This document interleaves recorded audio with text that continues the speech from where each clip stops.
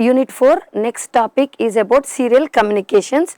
So, in this topic you have three different types of serial communication: UART serial communication, IS2 serial communication and SPI serial communication. So, in this session we will see UART communication. So, the contents of this session is Raspberry Pi UART communication and how to configure UART communication on Raspberry Pi board. So, first the basics of UART communication. UART, abbreviation of UART is Universal Asynchronous Receiver or Transmitter Protocol. So, here the name itself says U here stands for universal. Universal means this protocol can be used or can be applied to any transmission and receiver. Next A represents asynchronous. Asynchronous means here for data communication we are not going to use clock signal. That is the meaning of asynchronous. So, combinedly UART is a serial communication protocol in which data is transferred serially, that is bit by bit data is going to be transferred from one device to another device. So, asynchronous serial communication is widely used for byte oriented transmission. In asynchronous serial communication a byte of data is transferred at a time. So, next UART is a two-wire communication protocol. Here we are going to use two wires. One wire is for transmission and another wire is for reception. So, here next point is data format and transmission speeds are configurable. Meaning of this is configurable means as it is asynchronous, everything we need to set. What is the data format that we are going to send from one device to another device, and what is the transmission speed of one device to another device, these all we need to configure. That we will see in next slides. Before starting communication you have to define what is the data format and transmission feed.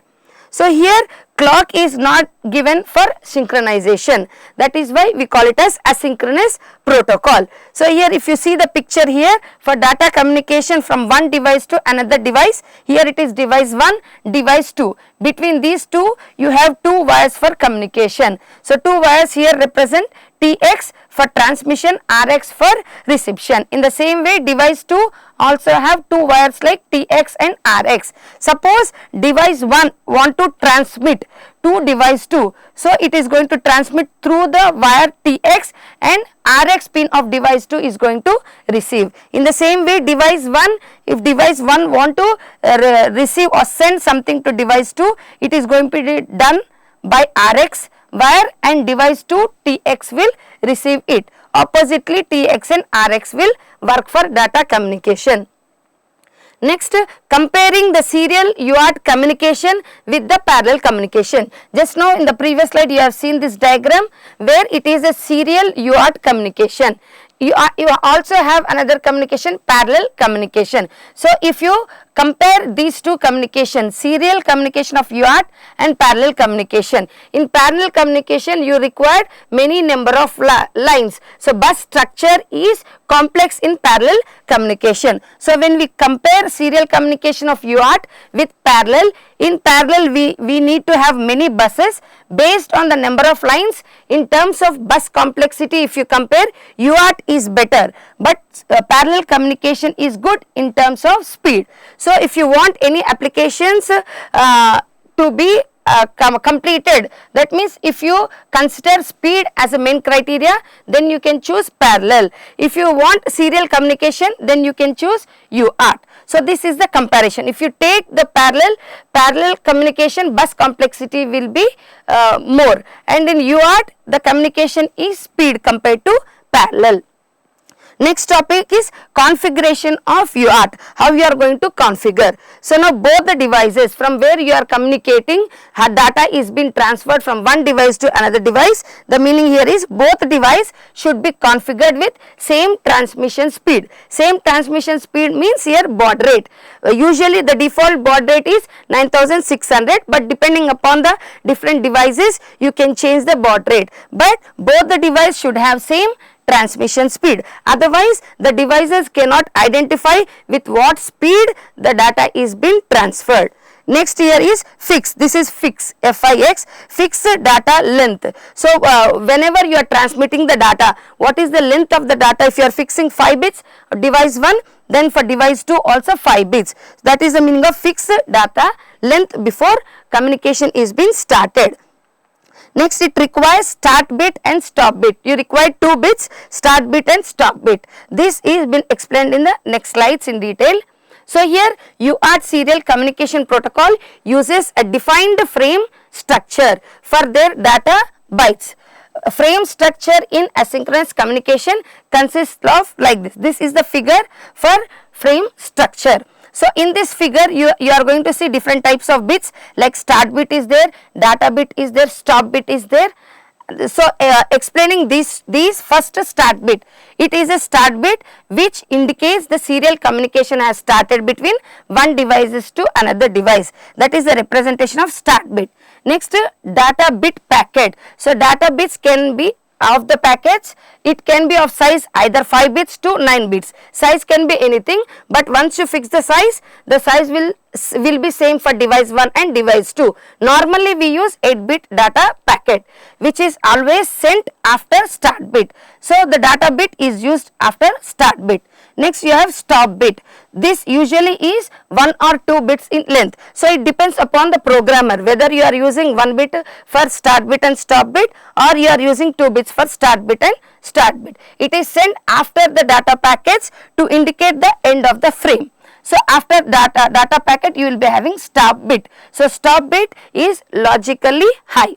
Always stop bit is logically high. So this is the basic frame structure of UART serial communication. So usually an asynchronous serial communication frame consists of a start bit, 1 bit, followed by a data bit, 8 bits, next a stop bit of 1 bit.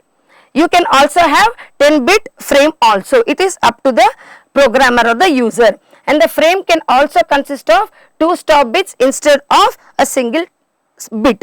And there can also be a parity bit after the stop bit. So after the stop bit you can have a parity bit. It is optional, it is not mandatory, but if you use parity bit it is more effective. Why? Because if you use parity bit you can identify whether the data we have sent from device 1 to device 2 is correct or not. You can also identify errors in the data. For that you can use parity bit, that can be used after stop bit only. Next, advantages of UART serial communication. So here less physical interface is there. Why we are saying less physical interface? Because you have only 2 lines from one device to another device for data communication, and you have simple configuration. Next, data size is configurable, speed is configurable. That means we are going to fix before the communication what is the data size and what is the baud rate. Next, full duplex can be configured by 2 wires. Next, disadvantages of UART. Disadvantages here, it is less speed of communication. Because of asynchronous, it is less speed of communication, and here the redundancy is there in the bits whatever you are using as start bit and stop bits. So start bit and stop bits are compulsory required in the data frame structure, and the communication here is asynchronous communication. So this is about the basics of UART serial communication.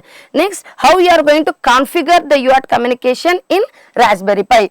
Raspberry Pi UART. So Raspberry Pi has 2 inbuilt UART for like PL011 UART and Mini UART. So PL011 UART is an ARM based UART.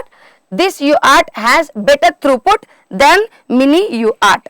So in Raspberry Pi 3, because we are considering in lab 3 board, we are talking about in Raspberry Pi 3, Mini UART is used for Linux console output, whereas PL011 is connected to onboard Bluetooth module. So and in the another versions of Raspberry Pi, PL011 is used for Linux console output. Mini UART uses the frequency which is linked to the core frequency of GPU. So as the GPU core frequency changes, the frequency of UART will also change, which in turn will change the baud rate for the UART communication. So this makes the Mini UART unstable, which may lead to data loss or corruption of data. So to make Mini UART stable, fix the core frequency. Mini UART does not have any parity support, whereas the PL011 is a stable and high performance UART compared to mini UART. So, for better and effective communication, use PL011 UART instead of mini UART. So, when you see the board, Raspberry Pi board, here you are having GPIO pins, 40 pins will be there. In that pins, these are the 2 pins, GPIO 14, GPIO 15 are the 2 pins which represent UART serial communication, TXDO, RXDO. So, these are the steps for configuring Raspberry Pi. So, here whenever you get a question on this configure UART on Raspberry Pi, you need to write the steps. So, for explaining we have kept the screenshots, you need to write steps. So, in Raspberry Pi, enter the following command in terminal window to enable UART serial communication. So, the command here is sudo raspi config -config. Where after typing this, you select interfacing option. So, you will be getting a window like this. Here you select interfacing option. Next step is, after selecting interfacing option, select serial option to enable. Serial option to enable. Then it will ask for login shell to be accessible over serial. Select no, show as follows.